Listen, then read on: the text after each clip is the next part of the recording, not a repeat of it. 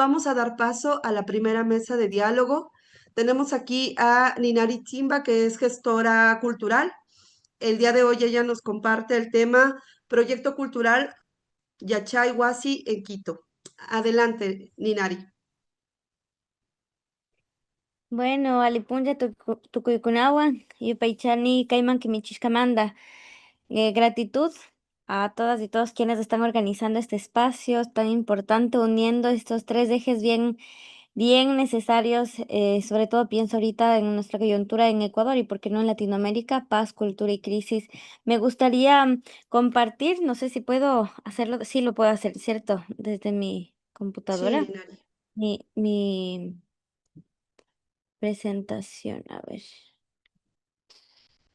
Deme un segundito. Uy, no me deja.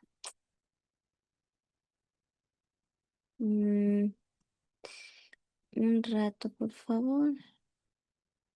A ver, no sé por qué. Mm, un ratito. Ay, pensé que sí me estaba dejando. Ah, no sé si ustedes me pueden ayudar quizás compartiendo, por favor, porque no Dame un segundo, Ninari. estaba bien cuando... A ver. Ah, ya lo logré. Ya lo logré. Disculpe. Ahí sí se puede ver, ¿cierto?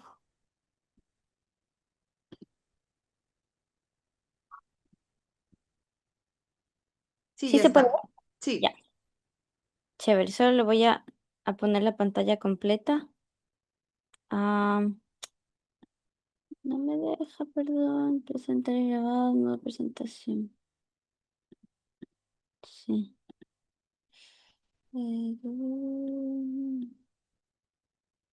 Presentar. No sé si lo veo en modo presentación y si no, ya lo puedo hacer Zoom y ya lo vamos así. Bueno, vamos iniciando así.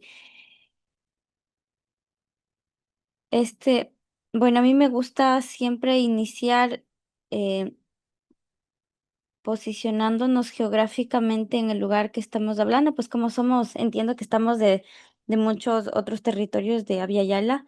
Este, para nosotras, pues, como Sasibia Chihuasi, somos del Centro de Educación Comunitaria Intercultural Bilingüe Yachihuasi. Eh, la imagen es fundamental porque justamente siento que es desde donde nosotras vamos a compartir el trabajo, que es justamente esta posibilidad y esta lucha de reivindicación dentro de la capital. Nosotras estamos en la capital del Ecuador, en Quito, y somos la única escuela en la capital con chacra quichua, chacra andina, como matriz biocultural pedagógica, ¿no? Entonces, bueno, aquí más o menos para que podamos situarnos también desde donde les estamos hablando, desde donde hemos vivido esta posibilidad y hemos ido construyendo este sueño.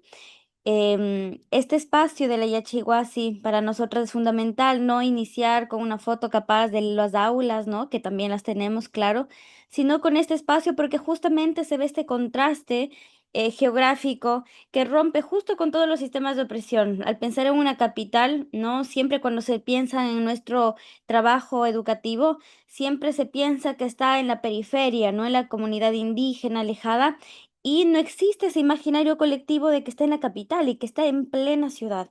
Entonces, este contraste con la ciudad de Quito, con todo lo que implica la urbanización y reflejada la minga de padres y madres de familia, este trabajo comunitario con la chacra, justamente trae acá esta posibilidad pensando en la paz, en lo que implica también la crisis que vamos a seguir hablando y las muchas crisis que nos atraviesan, ¿no? Como sociedad, como infancias, como mujeres, como diversidades.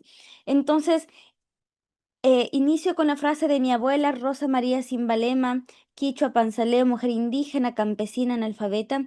Y es que mirando esta imagen es como para nosotros es fundamentalmente posicionar que nuestro trabajo y nuestra reivindicación justamente nace de la urgencia de campesinar la ciudad. Y eso es lo que la Yacha Iguasi está haciendo. Y para continuar con ese tejido de todo lo que puede implicar, lo que se nos pase por la cabeza o por el corazón, la sensación, escuchando esta frase que para nosotros em, es muy necesaria mantenerla presente como nuestra memoria viva, porque justamente es eso que el proyecto colonial educativo ha instaurado en el imaginario colectivo como algo imposible, algo inalcanzable y sobre todo algo que no refuerza como la calidad educativa, ¿no? Porque siempre pensando en el sistema racista, ¿no? Siempre cuando se piensa en el campo, lo indio relacionado a la tierra, relacionado al campo, relacionado al analfabetismo, relacionado a la pobreza, está relacionado también al antiprogreso y a la no calidad, en este caso de la educación. Por eso para nosotros es fundamental mencionarlo. Y para continuar, esta necesidad y esta urgencia de lo que la IHIWASI en este caso trabaja con infancias que para nosotras es fundamental posicionar y nutrir la memoria histórica. La memoria histórica porque sabemos que todo país que ha perdido la memoria está condenada a repetir la misma historia, justamente de crisis, ¿no? En este caso, y pensando también ya a nivel global, de genocidio, de continua violencia, de cómo se va perpetuando los sistemas de opresión desde que somos guaguas. Por eso para nosotros la memoria histórica está ligada a la memoria intergeneracional y esta necesidad de reconocernos, sabernos reconocernos entre nosotras y nosotros mismos desde que somos guaguas, ponerle rostro a quienes han sido pioneras, pioneros, quienes nos han abierto el camino, que eso sí sentimos que con el pasar del tiempo y la profesionalización, vamos profesionalizándonos y estamos acostumbradas justamente, ¿no? Parte del sistema que nos va involucrando como en una burbujita de ensimismarnos en nuestros logros y en nuestros trabajos, que sí, obviamente son esfuerzos individuales, pero para nosotros desde nuestra cultura y lo que se siembra simbólicamente y espiritualmente en las infancias es la urgencia de saber nombrar. Recientemente estábamos dando nosotros una conferencia en la Universidad de San Francisco, es una universidad privada de Quito, ¿no? De élite y bastante costosa, y muchas estudiantes ya graduadas de la universidad no sabían quién era Dolores Cacuango. Esto es sumamente grave y para nosotros es bien importante cuando hablamos de cultura, cuando hablamos de paz y sobre todo de crisis, saber cómo la memoria y esta incapacidad de nombrarnos y de poner el rostro a quienes nos han abierto el camino son estas, estas quizás, esto que genera, nos genera brecha y sobre todo a quienes somos jóvenes profesionales y se sigue abriendo, ¿no? Las brechas y sobre todo em, la no posibilidad de poder tejer caminos capaz eh, más hacia lo que buscamos con la paz, ¿no? Que vendría a ser en el caso de Ecuador, la plurinacionalidad, la interculturalidad, que lamentablemente sigue siendo una utopía porque todavía sigue existiendo racismo y mientras sigue existiendo racismo no puede haber interculturalidad. Entonces, para nosotros es fundamental ponerle rostro, aquí les dejo cómo es que nuestro espacio ha existido hace 30 años legalmente, 5 años ilegales y posteriormente ya legalmente, porque pues creo que todo camino emancipador siempre ha iniciado así, ¿no? También entre lo que implica la ilegalidad, entre comillas, frente a un sistema, pues que también en nuestro caso se ha negado eh, esta esta necesidad de que los proyectos indígenas sean liderados por población indígena. Yo les mencionaba, ¿no? Que somos quizás de esos pocos proyectos de educación biocultural para infancias que es liderado por indígenas, que eso no suele suceder. Y quizás eso también es una particularidad nuestra como para poder posicionar la importancia de esta pedagogía que trasciende la pedagogía, le atraviesa la cultura, le atraviesa el arte, le atraviesa muchos aspectos. Pues Ishka Yachay es una propuesta pedagógica a diferencia de las otras propuestas pedagógicas nacidas y pues de cuna de raíz europea, ¿no? Como Montessori, Waldorf y pues las que existen como alternativas. No, Iskayachay es una pedagogía colectiva, es una demanda colectiva que se hace en 1990 acá en el Ecuador, en el primer levantamiento indígena del Ecuador que se da en 1990 en junio. Y pues interesantemente, curiosamente, como obviamente no se da los levantamientos solo en un solo territorio, esta pedagogía también le atraviesa Perú, le atraviesa Bolivia, y es una pedagogía que pues trabajamos conjuntamente. En el contexto de Ecuador, surge como demanda colectiva de comuneros, campesinos y campesinas indígenas, analfabetos y analfabetas, y eso es muy importante, como una demanda de reparación epistémica, de reparación histórica y como no una reparación cultural, porque parte de esta cultura general que se suele decir, ¿no? ¿Por qué tú no sabes cultura general? Sobre todo la población indígena, ¿no? Que tenemos, pues, obviamente otra raíz cultural, y esta cultura general que ni siquiera está permeada por la tradición, o ni siquiera oral o escrita o musical o artística del Ecuador, sino justamente se utiliza este término de cultura general a este imaginario colectivo de lo que implica la cultura para el mundo, ¿no? Hegemónico, sobre todo, pensando ya también desde la blanquitud. Entonces, Ishka Yacha lo que viene a hacer es una propuesta de educación biocultural comunitaria que realmente de esta posibilidad de reparación histórica epistémica. Ishkayachai significa dos mundos del conocimiento, es decir, esta necesidad de que, y como derecho sobre todo y responsabilidad, de que la infancia indígena, negra, mestiza, blanco-mestiza, y por qué no también extranjera que viven en nuestro país, pues tengan la posibilidad de aprender desde estos dos mundos del conocimiento y no solo desde una, con la jactancia de Occidente moderno que pues está a nivel mundial, ¿no? Siempre subordinando el saber ancestral, subordinando los saberes que ya sabemos hoy por hoy a nivel mundial, desde lo científico, desde la ciencia occidental moderna, que los saberes, la sabiduría de los pueblos indígenas son caminos para la mitigación de la crisis climática. Por ejemplo, si estamos hablando de crisis, hablemos de la crisis climática. La crisis climática que está muy transversalmente tejida intrínsecamente a la educación, a la cultura y a la paz. Esta propuesta pedagógica Ixcayacha y que busca hacer esta reparación realmente es bastante compleja porque justamente para nosotros es fundamental ponerlos en el imaginario, ¿no? Para la gente es como a veces más fácil darle una imagen para darnos cuenta cómo nos encontramos. Y es que no solo en el Ecuador, sino que es bastante grave lo que está sucediendo, pensando en paz, lo que está sucediendo en Europa. Yo hice mi maestría en Europa y claro, donde se pensaría que donde nacieron estas pedagogías alternativas, ¿no? Donde se situó fuertemente el tema del homeschooling, etcétera. Nos damos cuenta que Estados Unidos, en Europa, en los países del norte global, hay más índice de suicidio. Entonces, ¿qué está sucediendo con esto? ¿Qué ha sucedido con estos paradigmas educativos que se planteó como una alternativa contra la educación tradicional, digamos, ¿no? De aula cerrada, etcétera? Algo está faltando entonces. ¿Qué está pasando para que cada vez los índices sean mucho más altos en países, entre comillas, más desarrollados? Entre comillas, del primer mundo, ¿no? ¿Qué está sucediendo? ¿Qué está faltando? ¿Y por qué esta propuesta educativa realmente viene a ser parte de, de estas puertas, de estos caminos otros para la reparación y no solo ya epistémica en este caso, sino también, como vamos a hablar posteriormente, sino también reparación espiritual?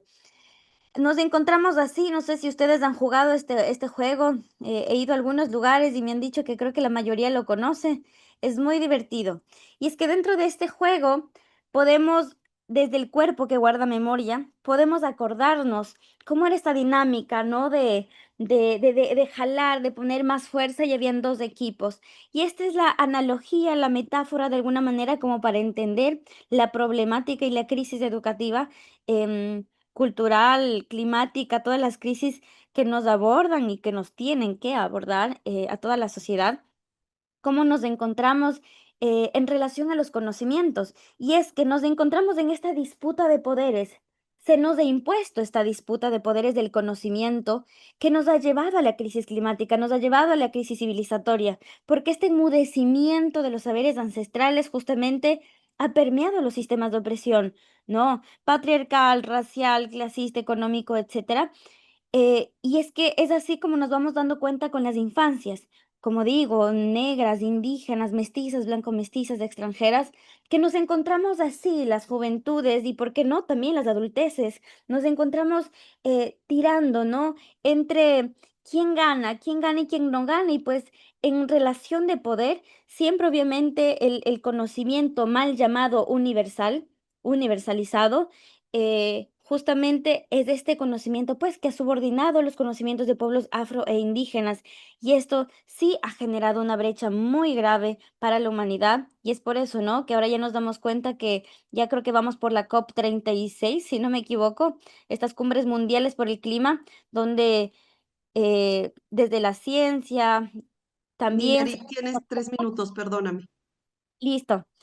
Entonces, por eso para nosotros es muy importante aquí vinculado a lo que implica a nosotros hablamos de bioculturalidad, porque la cultura no se puede ver, ni sentir, ni percibir, y no se tendría que, desde nuestra experiencia, no se tendría que percibirla separada de la lucha por la biodiversidad o la permanencia de la biodiversidad ligada a la cultura. En nuestro caso, no, la música, vamos, mientras vamos viendo un poquito este video, lo voy a bajar el volumen para ir cerrando. Es que para nosotras la música, la danza, ¿no? Todo lo que implica la cultura para la gente occidental, que es la ropa, el idioma, la danza, la cultura, ¿no? Está súper ligado a un proceso de resistencia que está muy ligado también a algo que nosotros le llamamos y le apostamos cuando queremos hablar, que le queremos, a lo que nosotros le llamamos como urgencia dentro del proceso educativo que reivindica, y esta urgencia que dentro del sistema educativo y dentro del sistema cultural también se tiene que propiciar la descolonización de los sentidos para realmente ampliar todo lo que implica las posibilidades hacia un mundo de paz, ¿no? ¿Qué implica esto de la paz? ¿Y qué implica la paz para la población del norte global, pero qué implica también para Abya Yala, que tiene otras miradas, ¿no? Que tiene otras miradas, otros caminos para llegar a, y desde las infancias, en nuestro caso, viviendo en la capital, este trabajo de la paz y este trabajo y urgencia de trabajar en la descolonización de los sentidos y recuperar el encariñamiento hacia los territorios y el encariñamiento a la identidad, a la raíz cultural y sobre todo a la memoria histórica que nos permite plantearnos una urgencia de educación antirracista, porque no podemos hablar de paz en países como México, Perú, Ecuador, donde es palpable el racismo y que eso sigue permeando desigualdades sociales, económicas, políticas también, ¿no? Y por qué no también pensándonos en las consecuencias de la crisis climática que estaríamos hablando del racismo ambiental, ¿no? Para nosotros es fundamental hablar de educación antirracista y de educación despatriarcalizadora cuando estamos hablando de paz, de cultura y sobre todo de crisis, pensando en la crisis, al menos hablo por Ecuador, que cada, cada día 16 niñas son obligadas a maternar por violación. Imagínense, cada 26 horas una mujer es asesinada en el Ecuador. Entonces nos damos cuenta que las múltiples crisis también están atravesadas desde que somos guaguas, porque muchas veces nos dicen la gente adulta, no, esos son temas para gente grande, ¿no? Gente de la universidad o del colegio. Las guaguas no tendrían que estar escuchando sobre feminicidios o sobre violencia de género o sobre el racismo o el clasismo, etcétera, cuando muchas de nuestros guaguas son sobrevivientes. Han visto a sus papás que han sido agresoras, han visto a sus papás o la gente cercana también, han visto el patriarcado también presionando e imponiendo sobre sus vidas desde que somos guaguas, lo mismo con el racismo.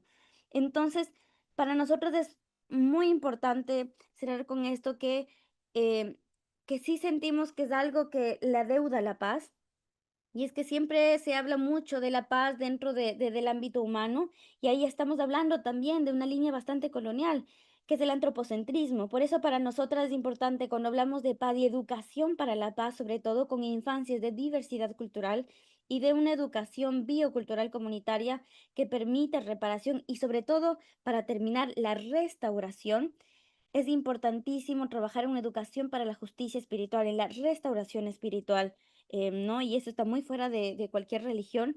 Y por eso es importante este camino también de escucha y de mirada a las pedagogías propias que tienen los pueblos originarios, para poder propiciar otras miradas y otros caminos sobre la paz, pensando en la cultura, cómo se mira la cultura y en estas posibilidades. Ya no vamos a poder ver el video, que pues les podría dejar para que puedan observar o que puedan seguir nuestras redes sociales, porque es importante para nosotros este necesidad de justicia espiritual en la educación como un camino para la paz y sobre todo como un aspecto fundamental en una educación, digamos, tradicional escolarizada, ¿no? Para que desde la infancia se pueda entender lo que implica el conflicto, la resolución del conflicto, la paz interna, la espiritualidad interna y esta armonía que busca la paz, pero también con lo no humano, con el Ninari, mundo de los ¿podríamos ir pecados ya y la maldad. cerrando, por favor?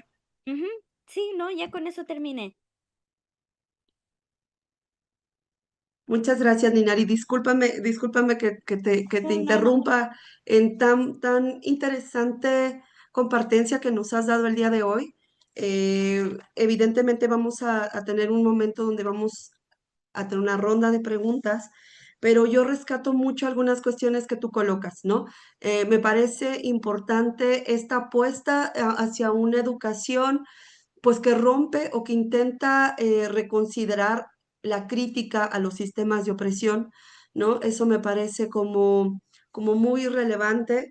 También yo me ponía a pensar este debate que existe sobre que las otras educaciones o las otras pedagogías que se construyen siempre se categorizan en una educación informal o no formal, ¿no? O sea, como que hay una rigidez, ¿no? Completamente estructural y pedagógica que hace que evidentemente se les categorice en una educación que quizás y para la estandarizada no tiene un valor, ¿no?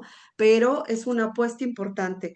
Por otro lado, también, y eso será parte del debate, ¿no? Me ponía a pensar con esta propuesta de Liz Kayaya, como una demanda colectiva, cómo acompañar estas otras pedagogías y algo que yo siempre me pregunto es, ¿con qué pedagogía sueñan las personas? ¿No? ¿Con qué pedagogía vienen?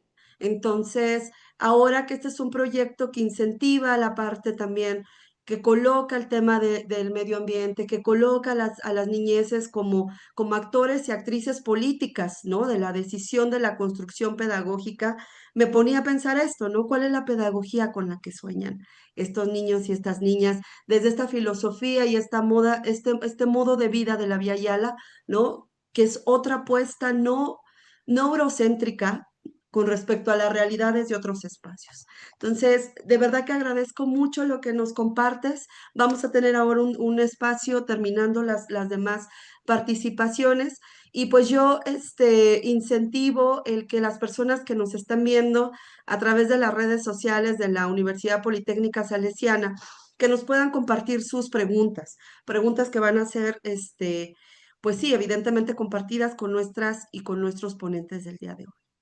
Dando paso a la siguiente presentación, me da mucho gusto saludar a Jesús Alejandro Ayala Aguilar, representante de la Asociación de Jubilados y Pensionados de la Universidad Autónoma de Occidente, que viene acompañando también a Andrés Galvez del Instituto Tecnológico de Guasave, Sinaloa, que el día de hoy nos presentan un tema interesante, nombrado Entre la paz y resistencia de los Yoreme Mayo del sitio Ramsar en Sinaloa. Adelante, Jesús. Muchas gracias. Recordar que cuentan con 15 minutos, así que tus 15 minutos empiezan ahora. Muy bien, vamos a compartir un material.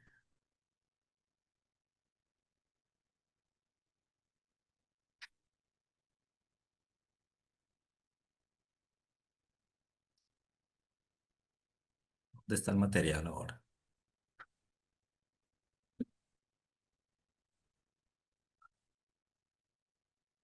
Aquí tengo.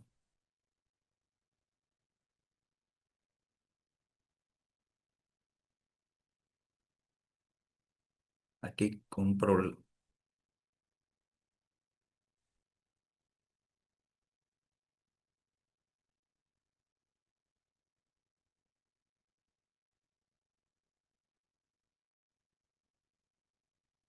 ¿Ya se ve el material? No. No, aún no. ¿Ya se ve el material? No, no, Jesús. Listo. Ya, ahora sí, ya. Debe proyectar. Nada más para que esté. Ah, ok.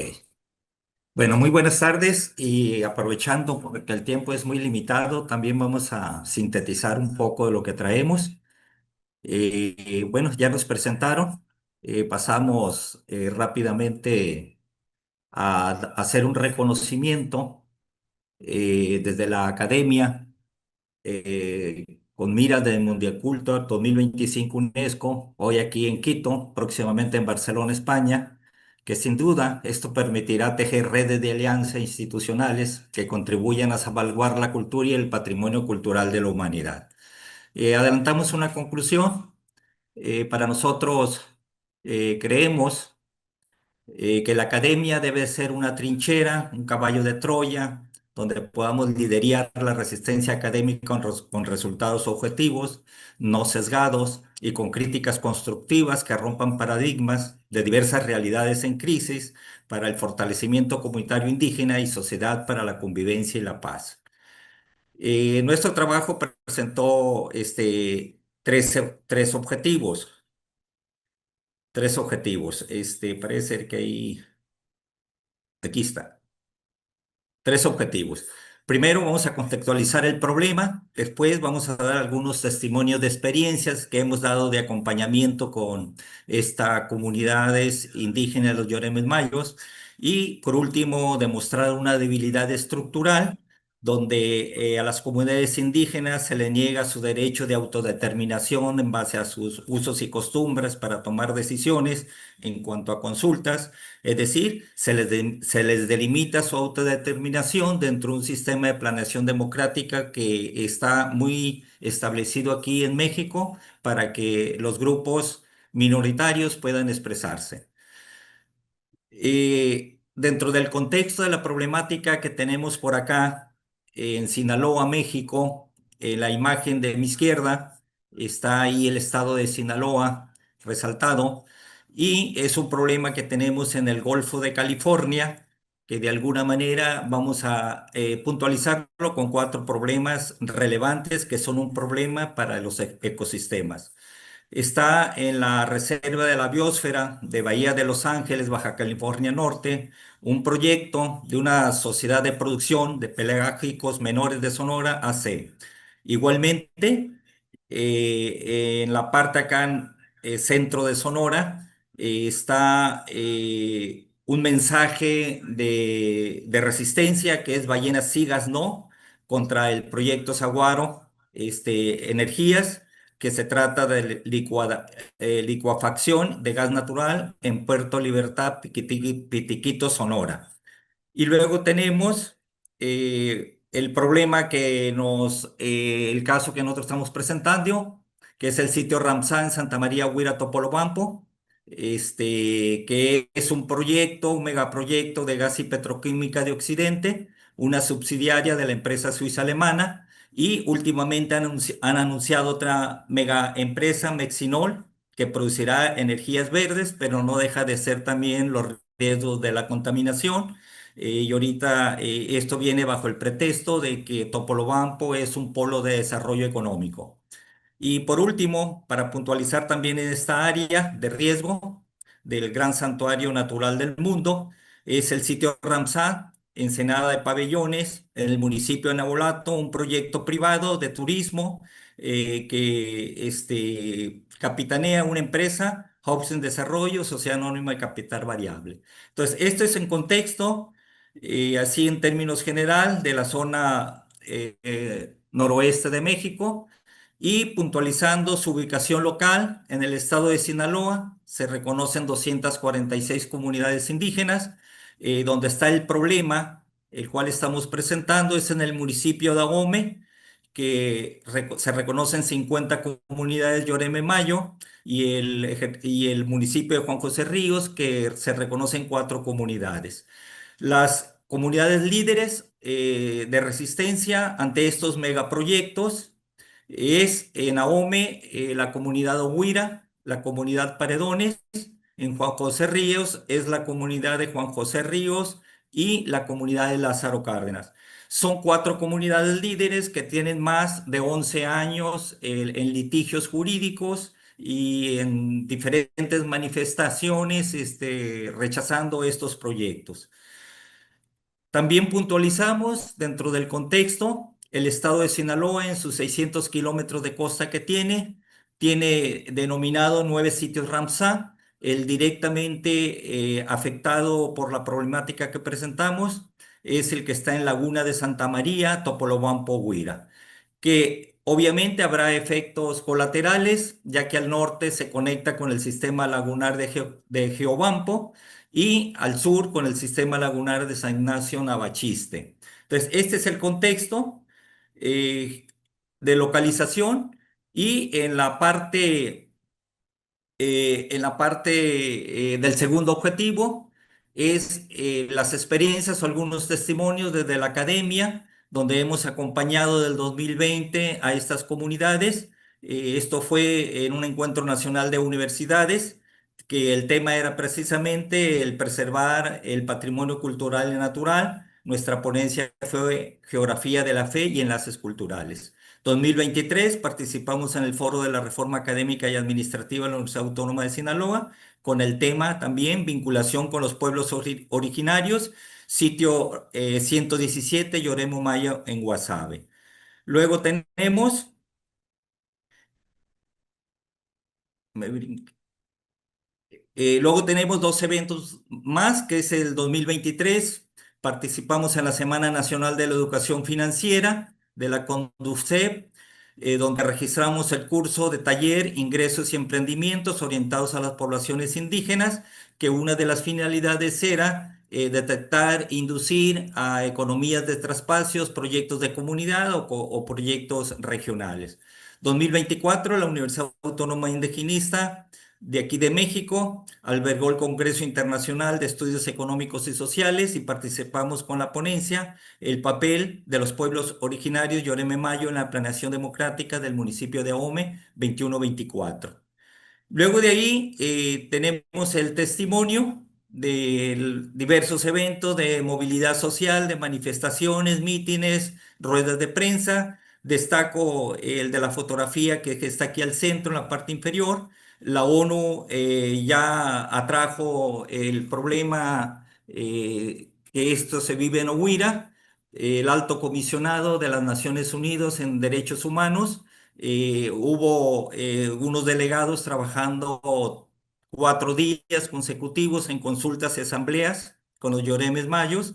Recogieron información y estamos a espera ahora 2025 cuáles van a ser las recomendaciones que la ONU en Derechos Humanos haría para el gobierno mexicano. Acá en la fotografía de la izquierda al centro está el cobanaro Felipe Montaño siendo atendido por un funcionario de la embajada alemana en la Ciudad de México, donde se hizo una manifestación fuera de la embajada, manifestando el rechazo a este proyecto, ya que el capital que aquí está involucrado es alemán, y pues para que se hicieran las consideraciones pertinentes. Luego, después de esto, pues ya entramos a conclusiones y sugerencias. Y una de las principales conclusiones que hacemos es precisamente la limitación que han dado en la práctica en todo México. Se refleja este problema de la falta de fortaleza, la autodeterminación de los pueblos originarios, aunque en la Constitución, en el artículo 2, 25 y 26, habla del fortalecimiento de que ellos deben de ser consultados de una forma adecuada, clara, objetiva, para que tengan la determinación y decisiones en cuanto a su desarrollo económico. Este no se ha ejercido en pleno derecho, por más que inclusive en la ley se dice, pero siempre los intereses económicos o los grandes intereses económicos se sobreponen a estos derechos de los indígenas. Entonces, pues aquí pugnamos porque se haga valer esa autodeterminación de los indígenas. El número 2, pues se puede cancelar el proyecto o reubicarlo. No nos oponemos o no se oponen al desarrollo económico, pero que este tipo de empresas que vienen a dañar un sitio Ramsar, que está protegido por normatividad internacional y las propias normas mexicanas. Y pues desafortunadamente también aquí hay que decirlo y denunciarlo. Hay actos de corrupción, hay este involucramiento del capital nacional, internacional y a veces hasta las autoridades propias que están encargadas del medio ambiente. Número tres, obviamente, pues pugnan ellos por desarrollos comunitarios que sean sustentables, con propios a su condición, que se preserve, ¿no? Su cultura, se preserve el sistema de biodiversidad y sobre todo, pues es el rescate de sus valores y sus tradiciones y sus historias y para que esto no se pierda. Igualmente, pues estamos sugiriendo también, porque sí hay condiciones de poderse crear las defensorías de territorio patrimonio indígena, por acá en Sinaloa, donde estos puedan actuar con autonomía técnica y jurídica frente a megaproyectos de alto impacto, ¿no? Con esto quiero decir, en el involucramiento de este tipo de problemáticas, destaco un centro de investigación de desarrollo interdisciplinada del Instituto Tecnológico Nacional, donde han dado acompañamientos con dictámenes técnicos serios, no sesgados, donde pues realmente hablan del gran impacto de deterioro, el ecocidio que recibiría este sitio Ramsar, y con ello iría un etnicidio, porque una muerte muy lenta de ir acotando y ir reduciendo el desarrollo y el fortalecimiento de la cultura mayo-yoreme. Y por último, pues vemos nosotros una oportunidad, precisamente tipo de eventos que den acompañamiento académico, que se cree o seamos parte de una red donde podamos seguir teniendo voz, podemos seguir haciendo propuestas y recibir también los apoyos correspondientes, pues para hacer diagnósticos, desarrollar planes de negocios, formación política, sistematizando experiencias a favor de estas comunidades Yoreme. Y por último, pues podemos expresar que la paz que exige las comunidades Yoreme Mayo no es la ausencia de los conflictos, sino la presencia de justicia.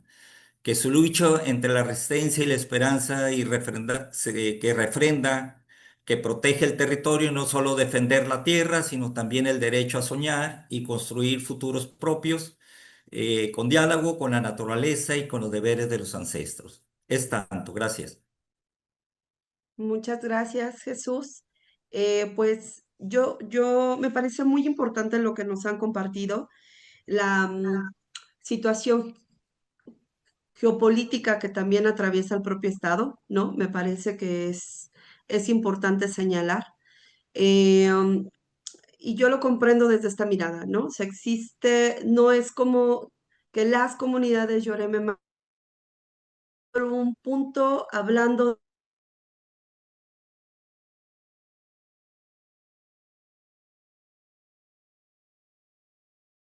la globalización, o sea, porque a veces pareciera eso, ¿no? O sea, como que las comunidades van defendiendo, dependiendo la causa y dependiendo el contexto. Y me parece que es importante hacer este análisis estructural, este análisis que está sujetado a otros sistemas de opresión, ¿no? Que son parte del propio contexto, porque, por ejemplo, estas comunidades en Sinaloa, lo decía yo al inicio, no solo luchan, ¿no? Por los megaproyectos, por los proyectos de muerte, si bien sí aparecer y tener un plan de justicia, un reconocimiento constitucional, etcétera. Sin embargo, también están en un lugar, ¿no? Donde hay otras condiciones estructurales que los colocan en un sistema aún más de vulnerabilidad. La presencia del narcotráfico, ¿no? La invasión de las empresas, etcétera, ¿no? Y que me parece que eso también es importante analizar para poder deconstruir. ¿Qué es la paz para los territorios que están ahí? ¿Qué significa la paz? ¿Cuál es este vivir bien o buen vivir, ¿no? Que están solicitando y que me parece que cuando trabajamos con megaproyectos o con proyectos de muerte, que en muchas comunidades les nombran así, proyectos de muerte, no es solo la muerte del territorio, sino lo que conlleva el territorio mismo, ¿no? La tradición, la cultura, las lenguas, la forma de convivencia, la forma de resistir, etcétera. Entonces, también me parece importante debatir más adelante sobre este tema y que está haciendo hilo con la primera ponencia, ¿no? La primera plática nos ha hablado de una apuesta pedagógica, otra que utiliza otros referentes para la deconstrucción de estos sistemas de opresión. Y esta segunda experiencia nos pone una defensa del territorio a través de proyectos de degradación ambiental, ¿no? Que están construyendo resistencias para reexistir. O sea, las comunidades están resistiendo ante la imposición de estos proyectos medioambientales, pues que son radicales en su vida. Pues muchas gracias, Jesús. Ahora doy paso a la siguiente conversación. Tenemos aquí a Rosana Corral. Ella es gestora cultural y el día de hoy nos va a compartir el tema Destejiendo miradas y tejiendo caminos, investigación interdisciplinar a través del arte sobre movilidad humana en el austro ecuatorial. Muchas bienvenida. Muchísimas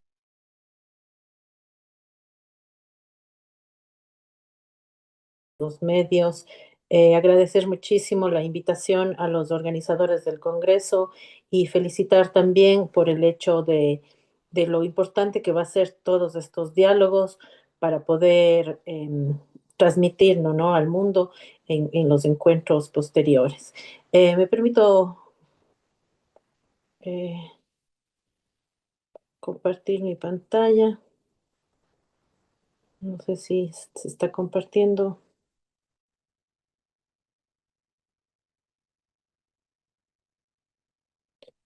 Interrumpió. Aquí está.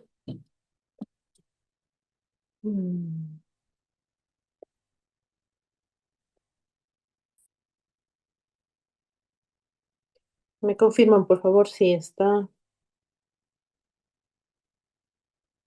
Chantel, ¿está? Sí, ahora ya se ve. Adelante, Mm, Rosana. Listo. Bueno, como lo comentaba, a ver qué pasó aquí. Ahí vamos.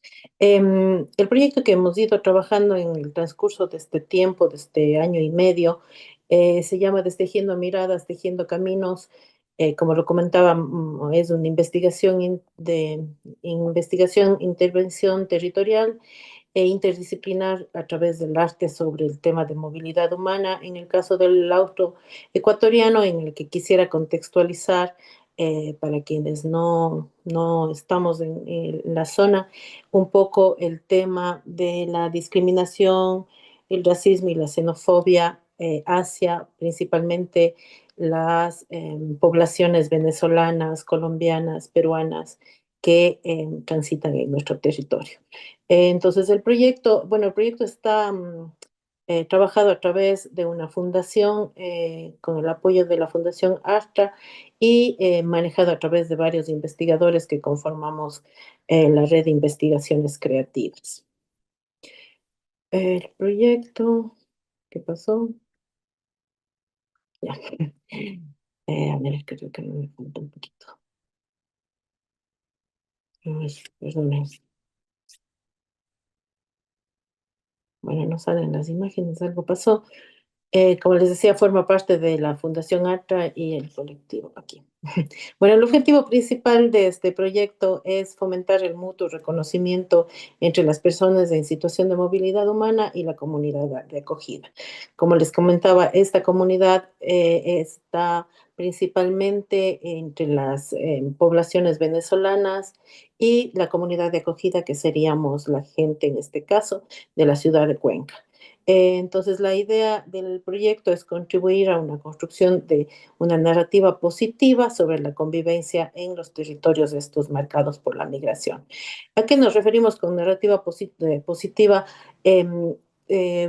Normalmente, por ejemplo, la investigación partió a través de un análisis de los comentarios que sociales cuando hay una noticia relacionada, por ejemplo, a delincuencia.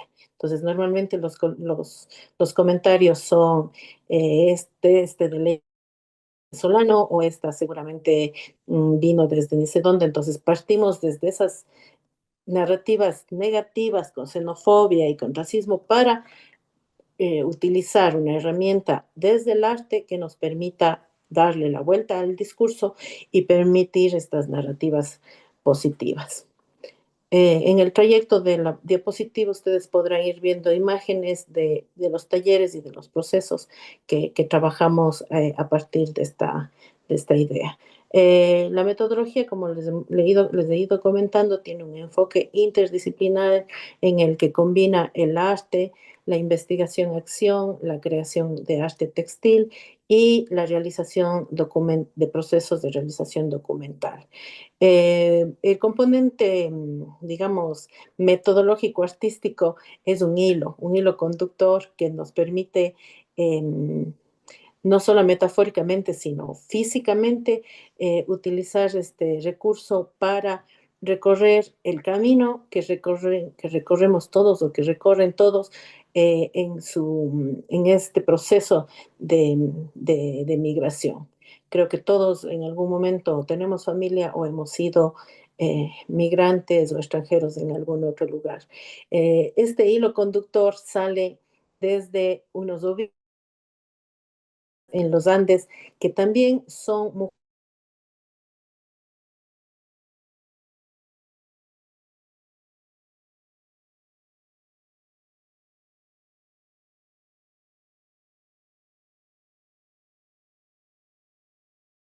Estados Unidos en busca de porvenir, del sueño americano, no solamente por cuestiones personales, sino básicamente por la situación económica de los países, en nuestro caso principal del Ecuador, que tuvieron que emigrar. Estas mujeres se organizaron y tienen una asociación de, de tejidos, de tejedoras, y con estos hilos les trajimos a las mujeres venezolanas para que a través de estos procesos artísticos exista esta conexión y reivindicación de las narrativas positivas para estos procesos complejos que les he ido comentando.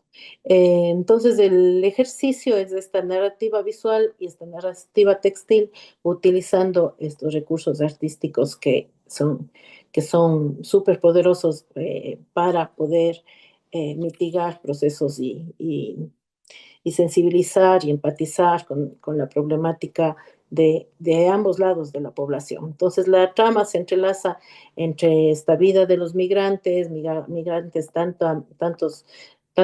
tantamente retornados, otras migrantes que desde Venezuela, Colombia y otras latitudes han llegado a nuestra provincia, y en sus manos estos ovillos hechos en nuestros campos adquieren formas y significados especiales, convertidos en obras de sus experiencias, sus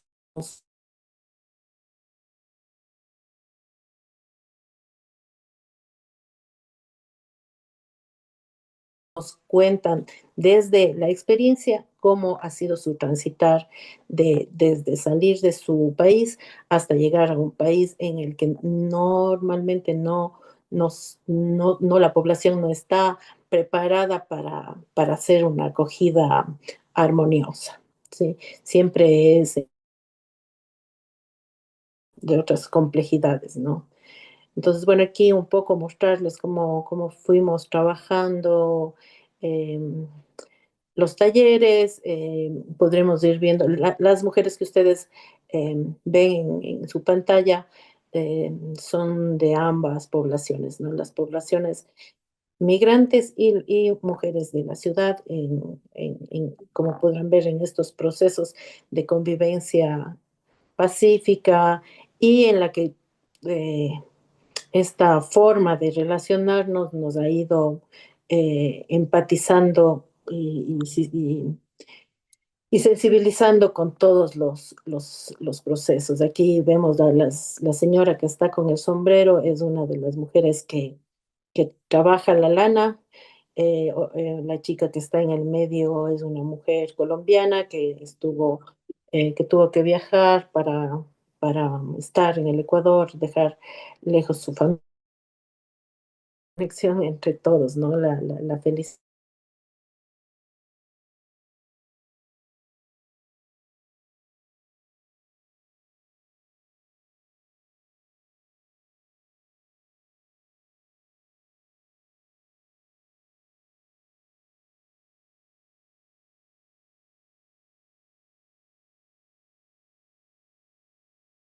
El intento fue autorreconocernos a través de estos retratos bordados, mirarnos, como su nombre, el nombre del taller, de la exposición se llamaba eh, Miradas entretejidas, es entendernos desde la mirada del otro y poder conectar con la otra, ¿no? O el otro. Entonces, estos fueron más o menos los resultados de la creación. Como podrán ver, los hilitos de lana son justamente ese hilo conductor que nos permitió metafóricamente ir conectando la problemática de los Andes con las otras personas más urbanas y en situación de movilidad. Podemos ir viendo un poco los resultados. Y otra de las partes del proyecto fue una autonarrativa escrita por cada una de ellas, en la que podrían describir, les voy a hacer una cita. Este retrato hecho con retazos de telas y lanas de los Andes ecuatorianos es el mapa de mi viaje personal. Soy Tania y el camino de mi vida hasta ahora lo he representado con lana. Los lazos son las personas que están conmigo en mi viaje, junto a los retazos de tela y encaje de colores alegres de los buenos momentos y la intensidad de los caminos físicos, emocionales y espirituales que viví.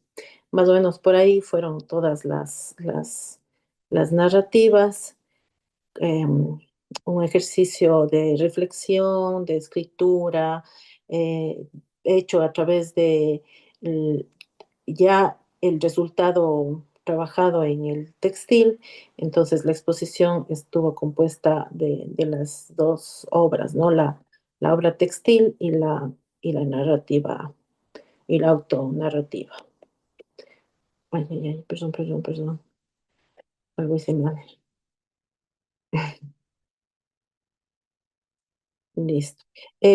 Otro de los recursos artísticos fue la realización de un documental. A lo mejor en las fotos anteriores no les expliqué, pero todo el taller fue grabado, y aquí lo que quisiera es tomarme unos 5 minutitos para que podamos ver Tengo tiempo de poderles pasar el corto. No sé, Sí, tienes 3 minutitos, Rosana. No sé si en 3 minutitos queda algo.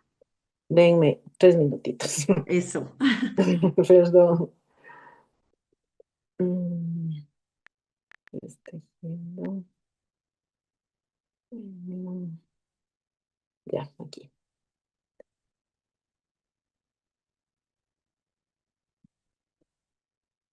Llegando allá, acostumbrar, llegando allá, trabajar y empezar a vivir allá. Y luego, en el costumbrar, soledad también allá. ¿Cuántos años dice que estuvo en España? 18. ¿Y alguna vez su esposo le contaba cómo le trataban en España? Ah, sí. El racismo, decía él allá. Cuando yo llegué, a mí no me arrendaron por ser venezolana. Nos ayudó a llegar a lo que es Ecuador, y estoy enamorada de Cuenca como tal. Lo que venía a buscar acá era educación para mis hijos. Bueno, mis hijos sufrieron de lo que le decían, que por qué no se iban a su país. Cuentan ellos, dicen camino que ha sido muy duro. Nosotros tuvimos que pasar por donde estaban los paramilitares, tuvimos que pasar por los montes. La señora me dijo, bueno, lo que tienes es que irse de este país a su país, eso. 16 de febrero salí de aquí de mi tierra y tuve 8 días en el Vargas. Pero yo sí quisiera que vengan, porque a la tierra donde que uno ha nacido, Creo que no es lo mismo una tierra ajena de estar. ¿En dónde están? Chicago. Chicago. Una de las herramientas de las más poderosas e interesantes es el arte, ¿sí? El arte nos permite expresar, el arte nos permite comunicarnos de distintas maneras a las que son verbales. Aquí en estas figuras yo demuestro lo que la mala experiencia, la mala vida que viví allá. Es bien triste. Muchas de las personas salen allá con el fin de hacer dinero, pero allá no es lo que uno piensa. Como el arte viene de lo que es Chile, de cuando las mujeres tuvieron esa recesión, que no hallaban cómo comunicarse con el mundo exterior, ahí empezaron a salir lo que fueron las arpilleras. Son más que todo para protestar en contra de algo o tratar de informar sobre algo que no se le da mucha apertura o mucha información.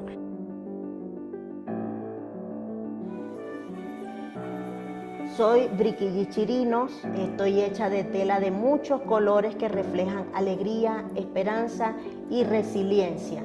Este retrato, hecho con retazos de telas y lanas de los Andes ecuatorianos, refleja todas las ganas que tengo de demostrar que un extranjero, un migrante, puede aportar mucho a un país.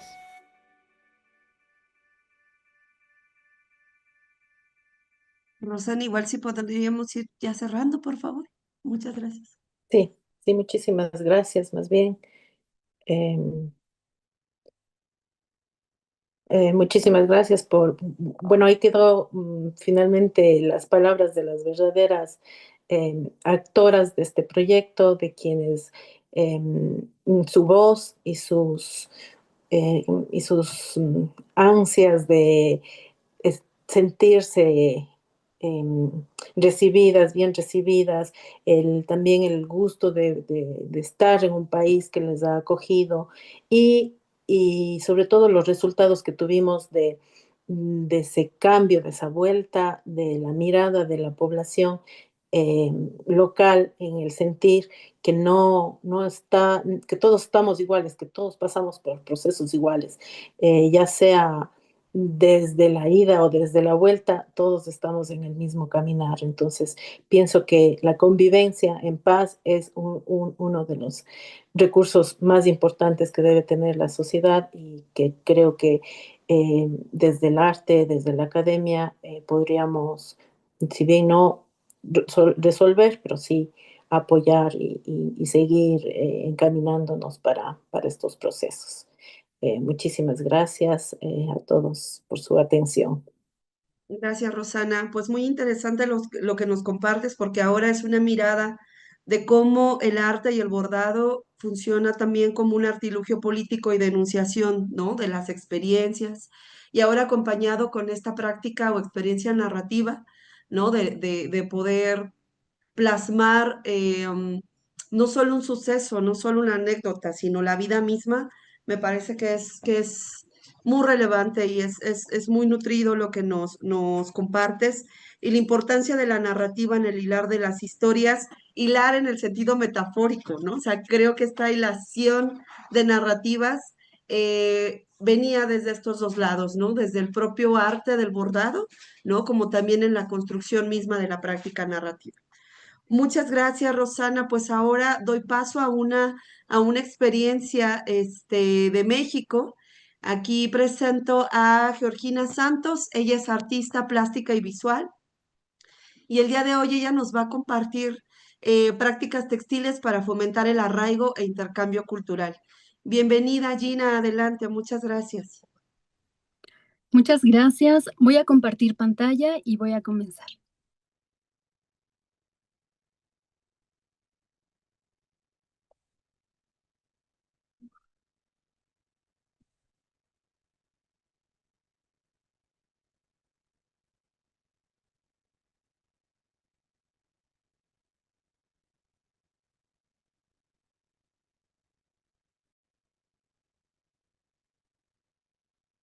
Creo que no se ve, ¿verdad? A ver. No, Gina. Compartir. A ver. Zoom. Pantalla.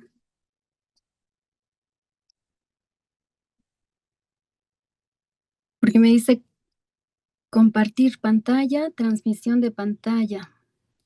Y está como en espera, pero...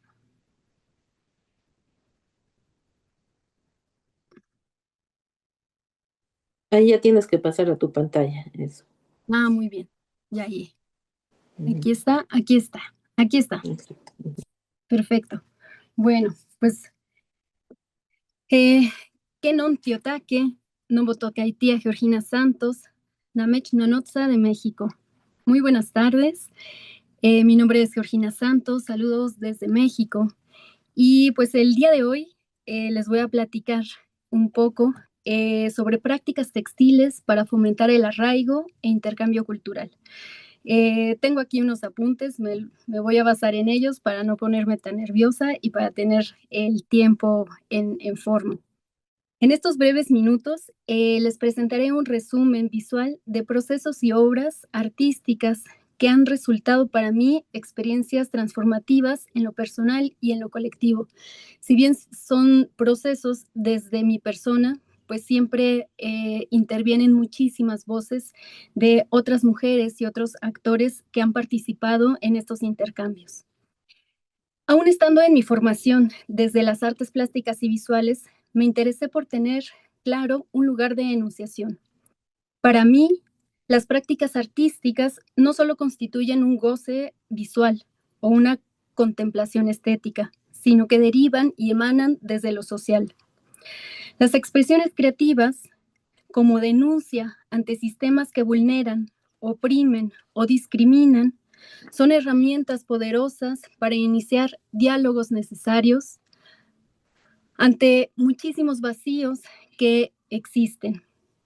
Aquí les muestro una pequeña obra que ya tiene rato, fue en el 2018, aun cuando yo estaba estudiando artes plásticas, y traigo a la memoria este suceso porque me marcó mucho. Era el 2007, 2008 cuando lo realicé y era el aniversario de un lamentable suceso en el estado de Chiapas, en Acteal, en donde asesinaron a 45 personas y 33 eran mujeres y niños. Para mí este suceso me dejó consternada.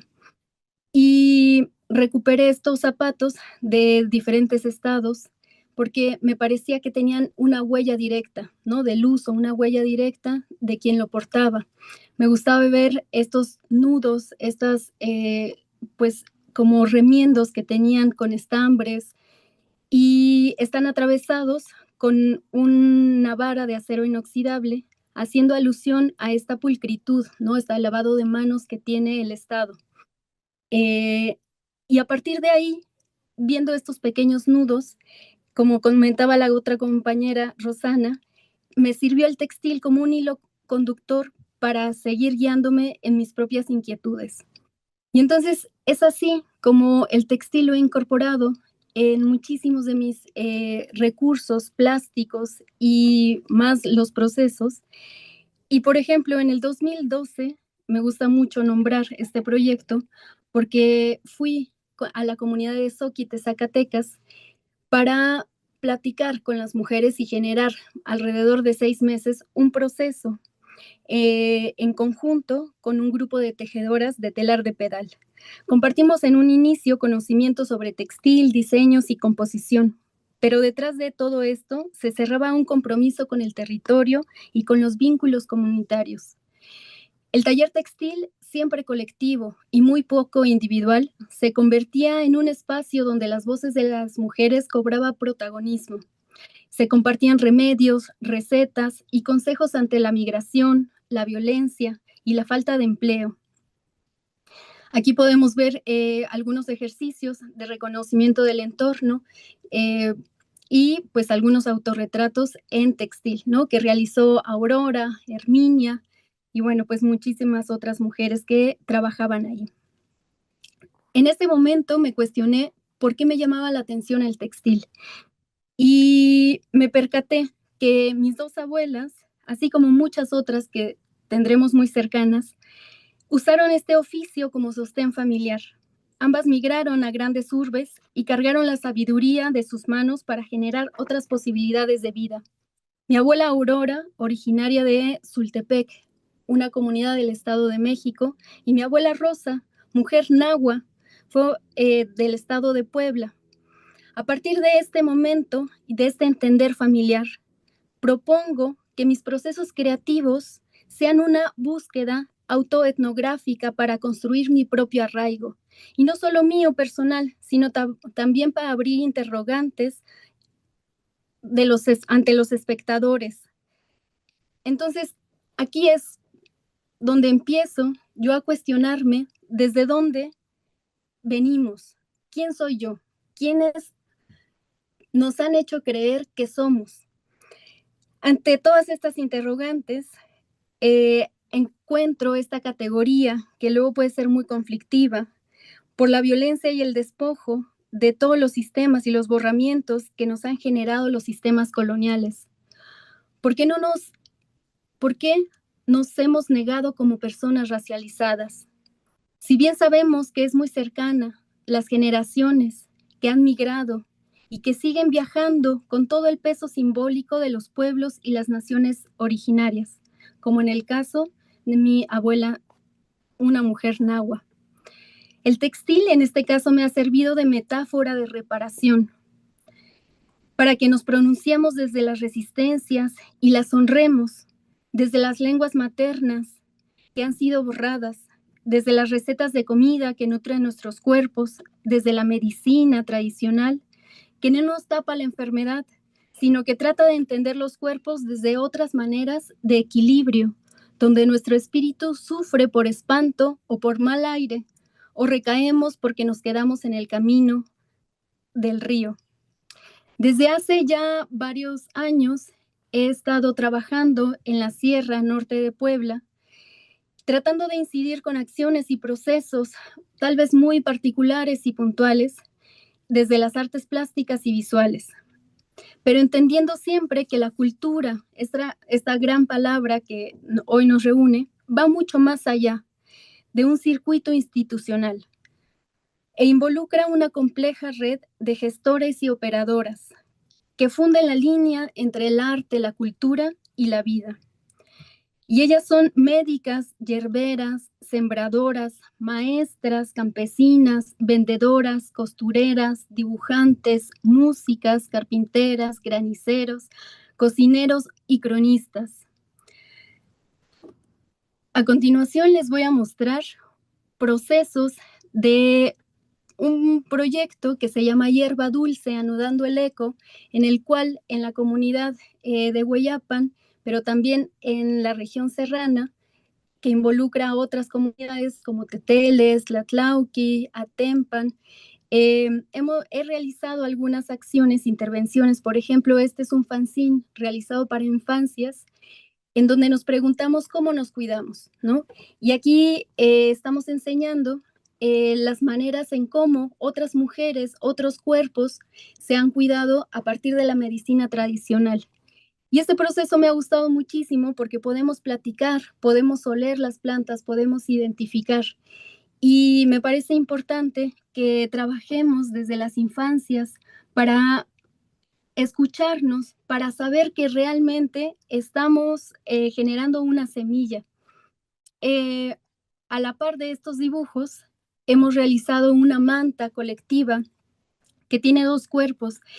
Y esta manta pues se borda en intervenciones, ya sea en ferias o en casas de cultura, con las voces de muchas mujeres, de otras niñas, niños, y se convierte en un espacio de diálogo, ¿no? Es un cruce pedagógico para privilegiar otros sentidos, ¿no? Privilegiar el tacto, privilegiar la escucha, privilegiar el olfato, entendiendo que es muchísimo más complejo, pues más allá de la visualidad.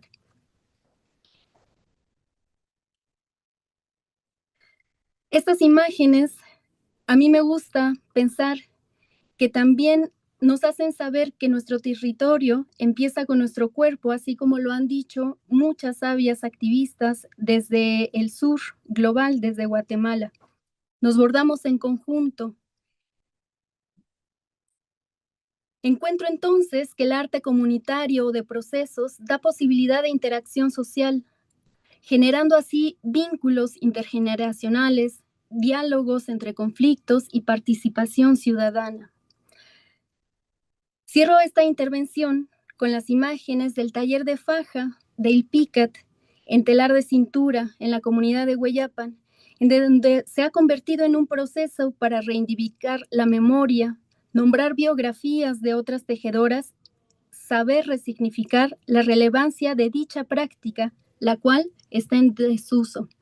A mí me ha gustado mucho este proceso, que ha sido pues ya de varios meses, varias sesiones, porque de esta práctica que está en desuso, porque la faja ya no se ocupa para ceñir la falda, ya no se ocupa tanto por las médicas tradicionales, pues está platicando la importancia de volverlo a practicar, volver a tejernos a nosotras mismas, y que toda esta iconografía también, todo este compendio tan importante dentro de las comunidades, pues se siga revitalizando. Aquí tenemos otra imagen que dice: regresa a tu casita, ven mi niña, ¿no? Esta es como una apropiación de la técnica con una frase que se utiliza mucho para llamar al ánima cuando una se ha asustado. Entonces, concluyo afirmando que la investigación desde las artes y expresiones creativas nos aporta panoramas múltiples para la provocación, la crítica y el encuentro, en donde se cuestione y no se deje de lado que aún hay racismo, aún hay clasismo y discriminación en muchos de nuestros contextos. Eso sería todo. Muchas gracias, Gina. Pues sí, en realidad lo que nos has compartido también es una muestra de cómo la práctica artística viene en mucho sentido también desde las genealogías, ¿no? Y creo que también esta parte que nos compartes de tus abuelas, ¿no? Es un acercamiento también a la genealogía de del propio proceso artístico, ¿no? Y me parece también importante que, un poco retomando lo que nos compartía Rosana, este incentivo que tiene la práctica artística desde una condición o un lugar de enunciación político, ¿no? Que enuncia realidades, que enuncia vidas, ¿no? Esto que nombrabas tú de la autobiografía, es un proceso o es un lugar de enunciación en la práctica artística, ¿no? Y estos cruces pedagógicos me parece que son muy interesantes, ¿no? O sea, cómo a partir del arte podemos construir otros procesos de acompañamiento pedagógico, ¿no? Este encuentro ético con la otredad me parece que es interesante, ¿no? En esta práctica. Yo también soy bordadora, ¿no? Y yo trabajo también el tema de la práctica narrativa. Y me parece que es un lugar completamente de enunciación, de enunciar los procesos, las identidades, las luchas, los sistemas de opresión y muchos otros lugares para la práctica pedagógica.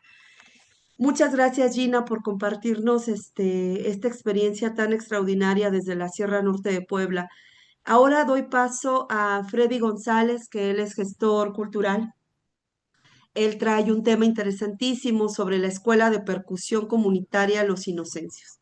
Así que adelante, Freddy, tienes 15 minutos también.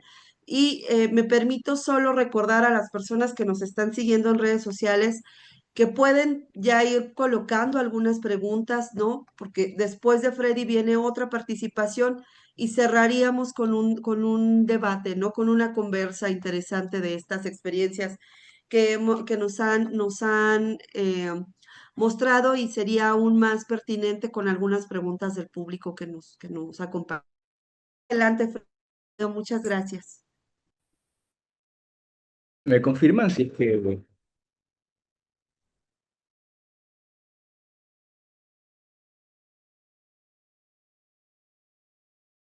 desde la Escuela de Percusión Comunitaria Los Inocencios? Este es un trabajo comunitario que tiene un enfoque académico gracias a Ernesto Intriago, docente de la carrera de Trabajo Social de la Universidad Estatal del Sur de Manabí. La Escuela de Percusión Comunitaria Los Inocencios nace en 2018 en Jipijapa, Ecuador, buscando ser un espacio de aprendizaje, de prevención e inclusión para niñas, niños y jóvenes en situaciones de riesgo. Y nace después de una noticia, ¿no? Esta noticia que dice: Ecuador consumen droga hasta en las aulas de clase. La noticia sale el 14 de octubre en el diario Manavita, una prensa escrita de nuestra provincia, ¿no? Y voy a permitirme leer un pequeño fragmento porque es una noticia que tenía varios párrafos. De acuerdo a datos de la Fiscalía de Manabí, desde enero hasta mayo de este año, han receptado 23 denuncias por tráfico ilícito de sustancias sujetas a fiscalización, que es sancionado por el artículo 220 del Código Orgánico Integral Penal, COI. En los últimos 4 años, 286 casos fueron judicializados por la Fiscalía de Manabí y en estos delitos se han visto involucrados menores de edad. Jipijapa aparece como el cantón con mayor incidencia de los menores con 90 casos, seguidos de Manta con 73 y Puerto Viejo con 49 casos. Esta noticia, de alguna manera, pone a Jipijapa como, en ese momento como el número uno de consumo de H en jóvenes y adolescentes. Y es una noticia que preocupa que preocupó y que preocupa obviamente, porque somos de 22 cantones de la provincia, un cantón medio, muy por debajo de Puerto Viejo y Manta, que tienen aproximadamente 300.000 habitantes. Y esto conllevó a que se realice una mesa técnica desde el municipio de Jipijapa con presupuesto para poder abordar este tema y poderlo prevenir. Estas instituciones que formaban parte de esta mesa técnica, que era el municipio de Jipijapa, Ministerio de Salud Pública, la ex Secretaría Técnica de Drogas, la Policía Nacional, y nosotros fuimos parte como denominados embajadores preventivos porque somos gestores culturales de territorio. Estas instituciones coincidían con algo, que era realizar charlas e imprimir trípticos informativos para los niños y en las escuelas y en los colegios. Y a nosotros nos parecía que este dinero pues, debería invertirse en acciones mucho más dinámicas y que se puedan mantener en el tiempo y que puedan generar oportunidades para los jóvenes, ¿no? En este caso proponíamos el arte como una herramienta de transformación social y preventiva. Pero bueno, no fue tomada en cuenta y entonces como gestores culturales, teníamos dos opciones, que era quejarnos, hacer un post en, en Facebook quejándonos de esta acción que nos parecía mal de las instituciones, y la otra era actuar, y enhorabuena decidimos la segunda, decidimos actuar, decidimos hacer algo y que seamos bien llamados embajadores preventivos, ¿no? En este caso iniciamos con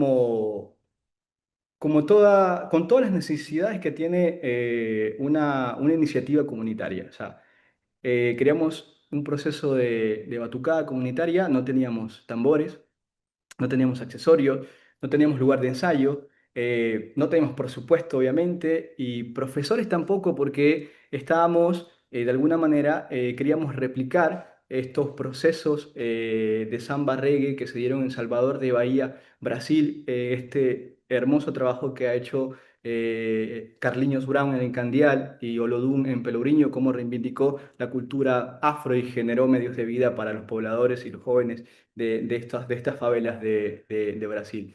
Es algo relativamente nuevo y tampoco contábamos con esta metodología, ¿no? Pero teníamos una sola cosa que era las ganas y creíamos firmemente en este poder transformador que tiene el arte. Entonces empezamos a hacerlo y nuestro primer espacio de acción fue la unidad educativa Alejo Lescano, una unidad educativa grande y representativa de nuestro cantón y que pues de ahí también nacía esta problemática, ¿no? Y pudimos enfrentar rápidamente varias de las necesidades, por ejemplo, un espacio de ensayo, lo encontramos en esta institución educativa. Tambores, la institución educativa tenía tambores viejos, dañados y todos, logramos adaptar algunos para poderlos usar.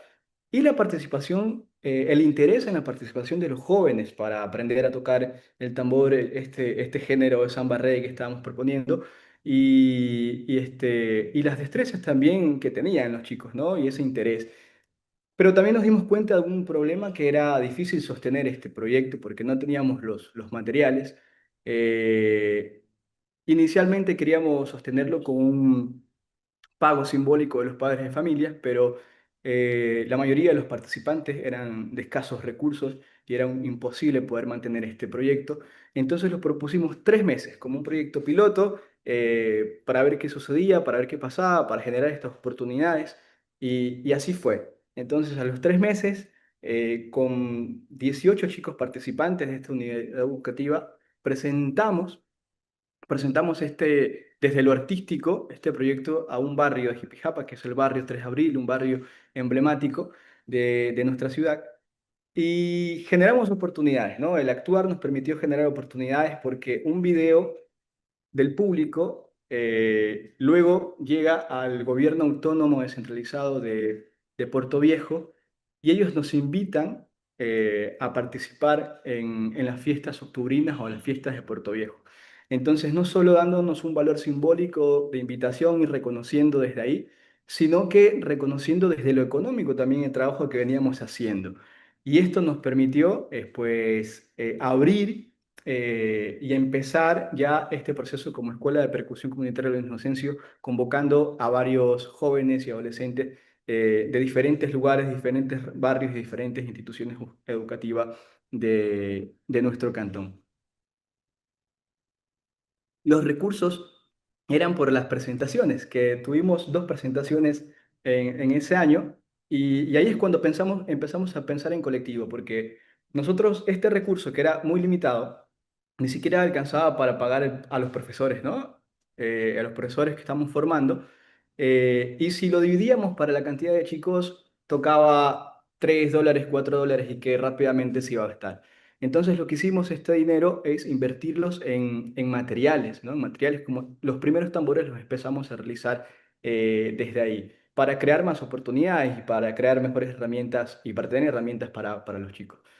Y así empezamos, luego generamos otras oportunidades y que hoy en día nos han permitido tener varios productos de la Escuela de Percusión Comunitaria Los Inocencios, pero no solamente varios productos, sino varias oportunidades creativas, culturales y sociales para los jóvenes, los niños, adolescentes y jóvenes de nuestro cantón y adultos también, ¿por qué no?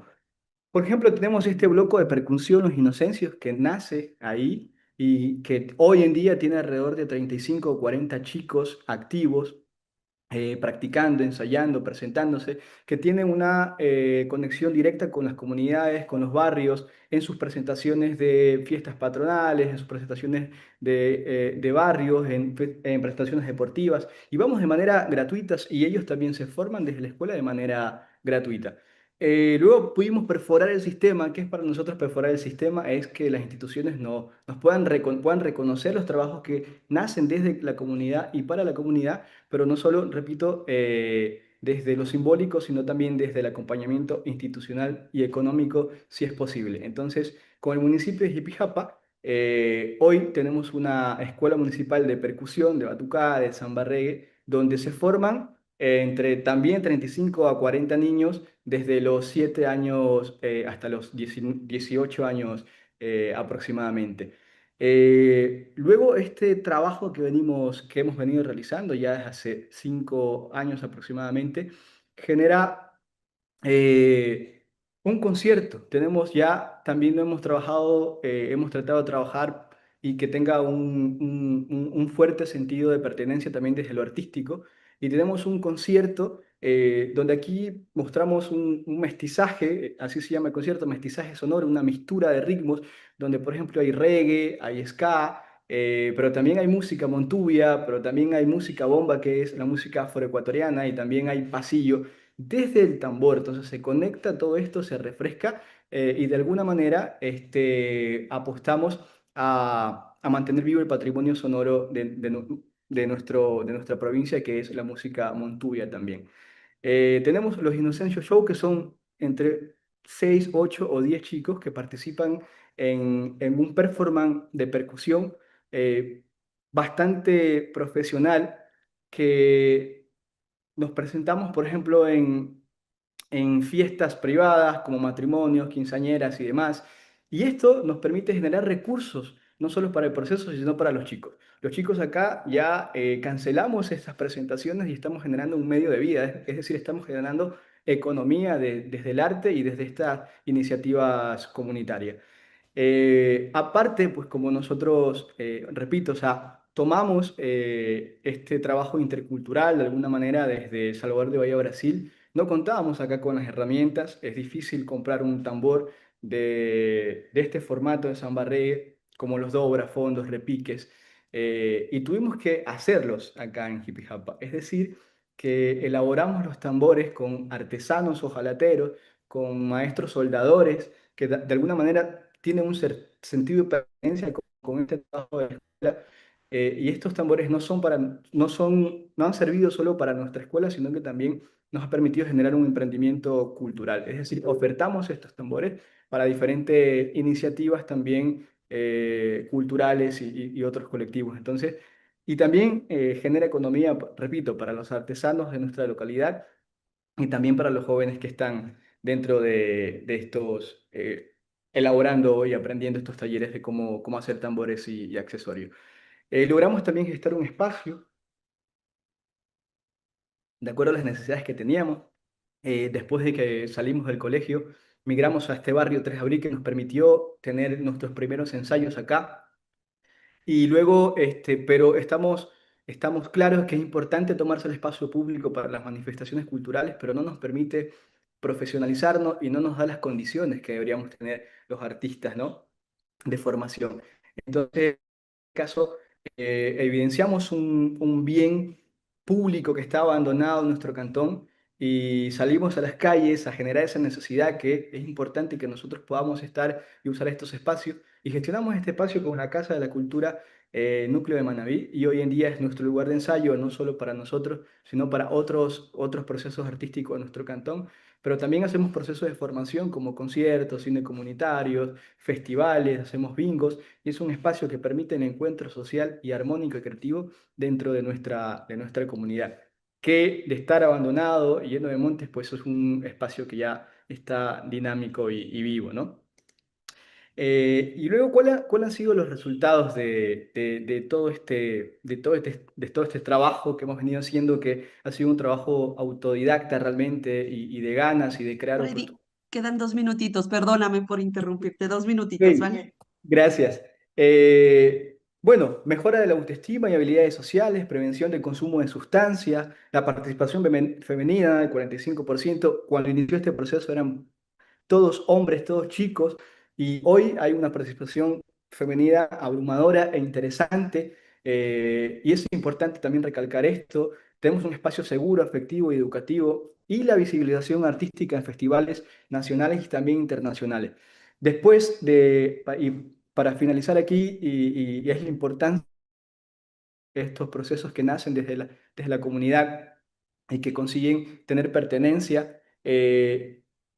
Como resultado, 16 chicos de estos que ingresaron cuando empezamos en la unidad educativa Alejo Lascano, de bajos recursos, en este enero del 2025 viajaron a Salvador de Bahía, Brasil, a un festival internacional de percusión, donde no solamente fueron a vivir esta experiencia maravillosa, sino a aprender desde la raíz también todo este potencial que tiene el tambor, pero también a mostrar su destreza, sus habilidades y sus aprendizajes, y nuestra música montuya adaptado a este contexto de tambores. Como conclusión, creo yo que debemos apostar a estos procesos, que las instituciones que tienen la competencia no tienen que inventarse nada, simplemente visibilizar los territorios y acompañar y potenciar y visibilizar estos procesos que van a dar resultados hermosos para la comunidad, para los jóvenes y para tener una mejor sociedad por sobre todo. Muchas gracias.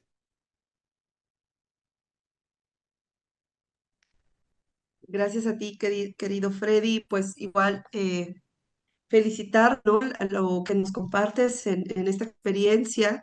Me parece que esta construcción comunitaria y esta construcción de agencias colectivas, ¿no? Es muy importante visibilizarlas, ¿no? Y darles un valor que no solamente queda en la gestión cultural, ¿no? Porque sí ha habido una desvalorización de la gestión cultural, pero también colocar que es un proceso de corresponsabilidad colectiva, ¿no? No solo quienes saben tocar un tambor o quienes tienen profesionalización, sino también en la construcción comunitaria es de todas las personas, ¿no? Me parece que este es un ejemplo claro de ello. Y también, de nuevo, ¿no? Como la música en este sentido es también otro, reitero, ¿no? O sea, un medio político, un medio de enunciación, pero que también lo que busca es la protección de una historia, la protección de algo que construye identidades, que construye tejido social, ¿no? Y que justo también se visibiliza territorialmente. Esta recuperación de los espacios para transformar procesos otros, me parece que es igual algo bien interesante en esta experiencia que ahora tú nos compartes. Muchas gracias, Freddy, por este compartir. Y pues bueno, finalizamos la mesa con la participación de Francisco de Parres Gómez. Él es investigador postdoctoral del Instituto de Investigaciones en Educación de la Universidad Veracruz. Disculpen, aquí tenemos unas fallas con los amigos perrunos que habitan aquí los espacios personales. Una disculpa. Disculpe, Francisco, adelante con tu participación. Muchas gracias, Chandel. Muchas gracias a las personas que organizaron este evento y también saludar a mis colegas. Interesantes todos los temas que presentan y bueno, yo lo que voy a comentar acá creo que tiene que ver de manera transversal con algunas de las problemáticas que han por acá abordado. Sin embargo, lo hago desde una experiencia, digamos, una etnografía podría ser, o una metodología multisituada con diferentes procesos de acompañamiento, principalmente hacia movimientos sociales. No es una experiencia localizada en concreto y problematizando lo que son los medios libres y sobre todo la contrainformación, que ahora vamos a ver un poco qué es esto, ¿no? Podemos pensar que tenemos medios hegemónicos como aparatos de control, pero sobre todo como herramientas de contrainsurgencia, ¿no? En el caso de México, podemos pensar a los grandes consorcios, sobre todo que han desempeñado un papel ambivalente y que muchas veces ha funcionado sobre todo como aparatos ideológicos de Estado, ¿no? Esto podemos verlo en 70 años del Partido Revolucionario Institucional, pero también en las políticas actuales del gobierno federal, sobre todo reproduciendo narrativas que encubren o justifican prácticas, ¿no? Estas corporaciones mediáticas. Entonces vemos cómo operan en convivencia con las élites políticas, pero también económicas, distorsionando y silenciando la información que podría comprometer a las instituciones del Estado, sobre todo en actos de corrupción, represión y violencia estructural. Uno de los casos emblemáticos en México, como ustedes saben, pero que también dio la vuelta a nivel internacional, fue el caso de Ayotzinapa, donde se dio una sistematización, digamos, sesgada de las problemáticas, pero además la criminalización y el ocultamiento sistemático de la violación de derechos humanos, sobre todo en regiones bastante militarizadas del país. Algunas de las problemáticas, por ejemplo, que atraviesan el territorio en México, podemos ver que tenemos la desaparición forzada, crimen organizado, por supuesto, terrorismo de Estado, militarización, despojo territorial, los feminicidios, pensando que en este país se asesinan entre 10 y 12 mujeres al día. También racismo estructural, por supuesto, turismo también en forma de neocolonización, asesinatos selectivos sobre todo a líderes sociales y también acoso a la prensa. Para hablar un poco de la violencia sistemática en contra de los defensores del territorio, podemos ver, por ejemplo, que en 2021, solo en México, se asesinaron 54 defensores, casi la mitad de ellos pertenecientes a pueblos originarios y sobre todo en problemas que tienen que ver con la tierra, con la minería, con el despojo, con los megaproyectos. Entre 2012 y 2021, por ejemplo, los países más peligrosos para defender el territorio y con casos letales documentados fueron alrededor de 154, entre los que se encuentran sobre todo Colombia, Brasil, México y Honduras. Y por otro lado, de 2012 a 2023, es decir, en un periodo de poco más de 10 años, hubo más de 2.000 asesinatos de defensores, ¿no? Estas fotografías que van a ver, junto con todas las demás de la presentación, tienen que ver con lo que yo hago como práctica, digamos, de los medios libres, una especie de contrainformación que acompaña a los movimientos sociales. Y la lista mundial de asesinatos a periodistas, por lo menos con 11 periodistas asesinados en 2022. Estos datos son datos según la plataforma global de Global Witness. En contrapartida, un poco la experiencia que yo quiero presentar acá son los medios libres y la contrainformación. Entonces, nos ubicamos en un posicionamiento, digamos, desde una militancia que implica el acompañamiento de movimientos sociales y el uso de metodologías alternativas, ¿no? Que es un poco también lo que convoca esta mesa, ¿no? Como diferentes elementos que pueden tener cierta vinculación con problemáticas concretas y que ayudan a acompañar procesos sociales. Es así que vemos ejemplos de las artes, que también son otras de las perspectivas que acá comparten los demás colegas de la mesa, algunas compañeras también, que nos permiten gestionar de manera colectiva el reconocimiento de diferentes tipos de violencias que se experimentan en México. Dentro de los movimientos sociales, entonces, vemos que están implicados procesos dolorosos como la rabia, la tristeza, el duelo, pero a partir del acompañamiento también se da la puesta en práctica de la denuncia que puede posibilitar transitar hacia resistencias que abran resquicios de esperanza acompañada de alegría y gozo. Acá hay algunos ejemplos como el 13 aniversario que tiene que ver con el lanzamiento armado de la comunidad purépecha de Cherán, en Michoacán, que luchaban en contra de los talamontes y el crimen organizado que estaba devastando sus bosques y que precisamente hace unos días asesinaron a uno de sus guardias comunitarios. O también podemos ver a las madres buscadoras en la ciudad de Jalapa, Veracruz, por ejemplo. Podemos pensar que los medios libres entonces son formas de comunicación que rompen con la lógica de los medios masivos tradicionales al no responder a intereses empresariales, ni estatales, ni partidistas, en lugar de reproducir los discursos del poder. Son medios que construyen también diferentes narrativas desde abajo y desde las comunidades en lucha, ya que se conciben como herramientas de resistencia y memoria. Ayudan también a nombrar lo que se pretende silenciar, como la represión de la dignidad, la creación colectiva y la vida que se construye más allá del Estado y del capital. No se trata entonces de informar, sino de resistir comunicando, de narrar el presente desde los márgenes y de hacer visible lo que el poder quiere invisibilizar. Acá tenemos también algunos ejemplos.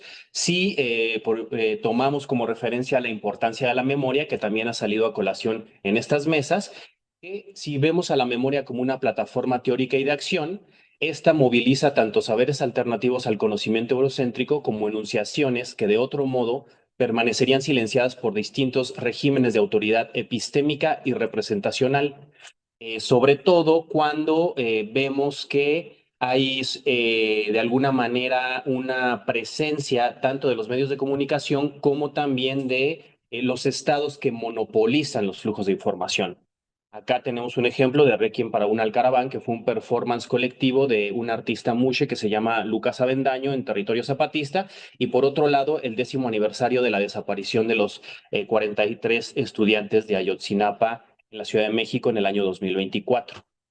Ahora, si pensamos en la memoria otra vez, podemos ver que hay procesos que se desarrollan de manera dialéctica entre la memoria y el olvido, pero que dentro de este marco hay diferentes lógicas de los estados que tienen que ver con la necropolítica, ¿no? De acuerdo al filósofo camerunés Achille Mbembe, la necropolítica son las políticas orientadas hacia la muerte principalmente, que se diseñan desde los estados para decidir qué vidas son valiosas y cuáles otras no, qué vidas merecen vivir y cuáles otras merecen morir.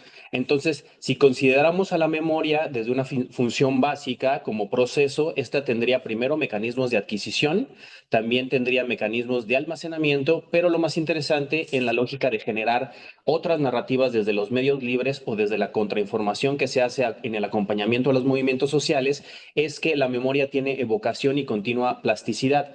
Por eso, en términos socioculturales, el poder siempre va a estar implicado en qué es lo que se recuerda y qué es lo que se olvida.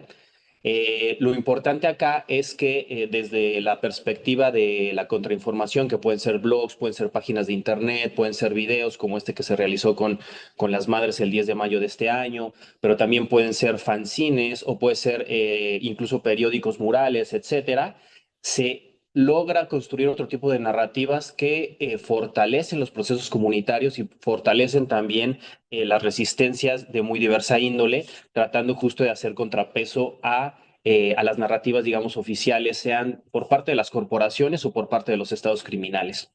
Así, las imágenes tienen la intención de hacer contrapeso a los medios de comunicación masificados, a los que no les interesa la construcción de sociedades más equilibradas.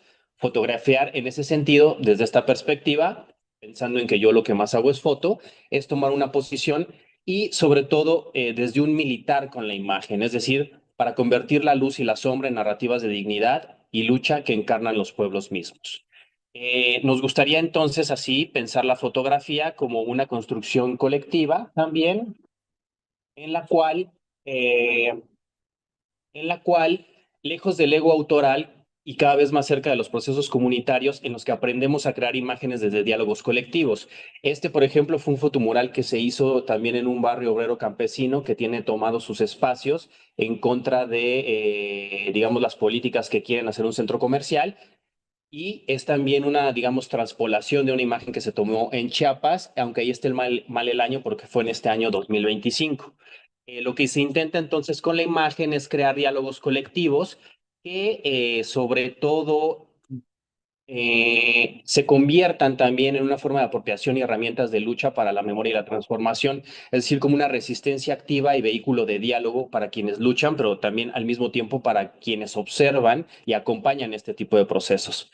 Importa entonces que las imágenes signifiquen, sobre todo para quienes están en ellos, y que sea un espejo de esta resistencia, que se las apropien y las utilicen como quieran, que se creen puentes y en la medida de lo posible que se hagan co-construcciones, ¿no? Así, en este caso, acompañar desde la fotografía y desde los medios libres tiene una dimensión ética muy importante, ya que sobre todo se tiende o se busca tender hacia romper con la antropofagia visual que nos incita a consumir la imagen de la otredad, porque tampoco se trata de espectacularizar el dolor ajeno. En el caso muy específico de la problemática de las desapariciones forzadas, podemos ver que en México hay más de 130,000 personas desaparecidas reconocidas por el Estado, pensando en que de acuerdo a especialistas esta cifra se podría multiplicar por 2 o por 3. Y este es un ejemplo también de cómo con la incidencia a partir de esta vinculación con diferentes colectividades se da, por ejemplo, este ejercicio en la ciudad de Jalapa, en Veracruz, con una colectividad de familias que buscan a sus familiares desaparecidos y se hacen una serie de retratos donde además también se interviene un mural en un espacio público que visibiliza la problemática, pero además este tipo de retratos después son utilizados para el acompañamiento de sus propios procesos de búsqueda, donde lo que se busca es la interacción de las personas que se fotografían, pero que sobre todo esté basada en el respeto y el diálogo, es decir, concierne retratar dignidades compartidas como mensajes que permanezcan en el tiempo.